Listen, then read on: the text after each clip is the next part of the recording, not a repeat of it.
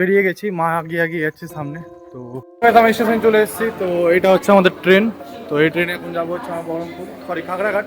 খাগড়াঘাট থেকে ট্রেন যাবো আমরা হচ্ছে বহরমপুর। সো গাইস এই হচ্ছে জেনারেলের অবস্থা দেখতে পাচ্ছ। সো গাইস আমরা খাগড়াঘাট নেমে গেছি।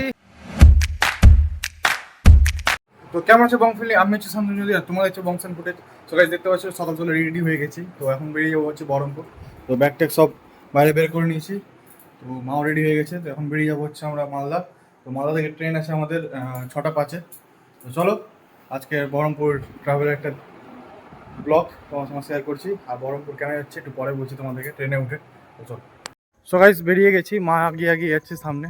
তো আমরা মাসিরা যাচ্ছি সবাই, মাসি, 2 মাসি, বোন, আমরা সবাই। তো চলো। আর বলছি ট্রেনে উঠে বলছি কী কারণে যাচ্ছি বহরমপুর হঠাৎ। তো দেখতে থাকো ব্লগটা আজকের শেষ অবধি। তো ওই স্ট্যান্ডে ম্যাজিক ধরবো। আমি স্টেশন চলে এসেছি। তো এটা হচ্ছে আমাদের ট্রেন। তো এই ট্রেনে এখন যাবো হচ্ছে আমার বহরমপুর, সরি খাগড়াঘাট। খাগড়াঘাট থেকে ট্রেন যাবো আমরা হচ্ছে বহরমপুর। ডাইরেক্ট ট্রেন নেই বহরমপুরে। তো ট্রেনের টাইম হচ্ছে 6টা 5 ছেড়ে দিবে। তো আমরা যাচ্ছি বহরমপুর, দিদির বেবি শোয়ার প্রোগ্রাম আছে। তো মাসির মেয়ের, তো ওখানে যাচ্ছি আমরা। তো সবাই, সব ফ্যামিলি, সব মাসিরা সবাই একসাথে। তো চলো আজকে ব্লগটা দেখতে থাকো। এখন স্টেশনে আছে, এখন টাইম হয়নি, 6টা 5-এ ছাড়বে ট্রেন।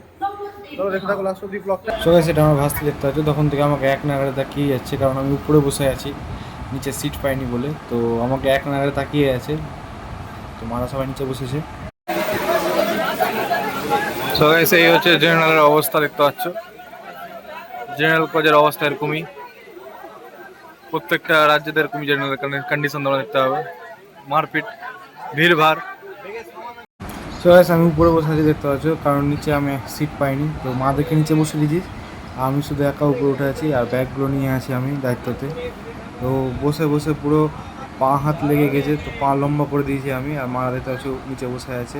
প্রচুর ভিড়, প্রচুর ভিড়, মানে মানুষ দাঁড়িয়ে যাচ্ছে, মানে এক একজনের কোলে আরেকজন বসে আছে, এমন অবস্থায় আছে।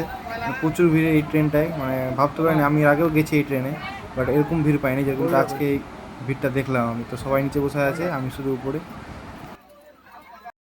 তো গাইস আমরা খাগড়াঘাট নেমে গেছি। আর এই হচ্ছে সব ফ্যামিলি আমাদের, উইথ ফ্যামিলি। তো গাইস আমরা খাগড়াঘাট স্টেশন থেকে বেরিয়ে গেছি, এখন যাচ্ছি বহরমপুর বাস স্ট্যান্ড। তো একটা অটো করে নিয়েছি আমরা সবাই, এই অটোতে করে যাচ্ছি।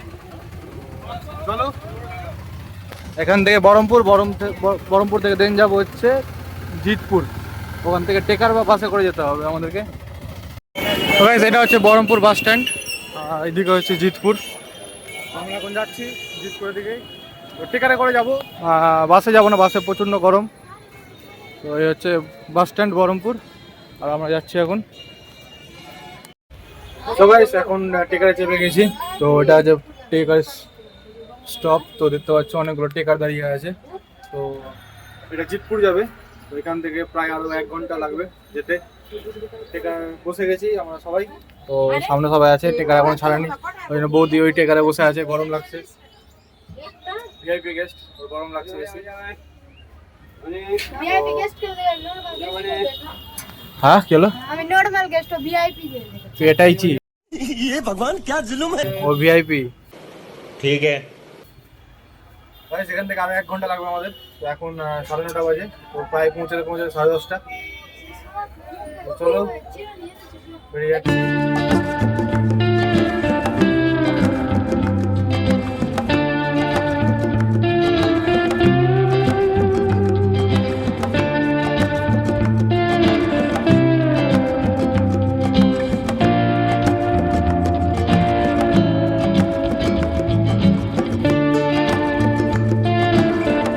সবাই দিদি বাড়ি চলে এসেছিলাম অনেকক্ষণ আগে। তো ফ্রেশ ট্রেশ হয়ে গেছি। তো এই হচ্ছে আমার দিদি, যা আজকে বেবি শোয়ার প্রোগ্রাম। তো এখানে সব রুম সাজানো, ডেকোরেশনের জন্য বেলুন টেলুন ফুলানো হচ্ছে। আর এটা হচ্ছে আমার জাইবু একমাত্র। তো সব এখানে ডেকোরেশনের জন্য সব সাজানো হচ্ছে, মানে সব বেলুন টেলুন ফুলানো হচ্ছে, ডেকোরেশনটা এখানে হবে ঠিক। আর হচ্ছে পুচকি। ये कितना क्यूट है। তো অনেকক্ষণ আসা হয়ে গেছে, ফ্রেশ ট্রেশ হয়ে বসছিলাম, একটু রেস্ট করছিলাম, কারণ এতটা জার্নি করে আসলাম। এখন যাবো একটু টিফিন করতে।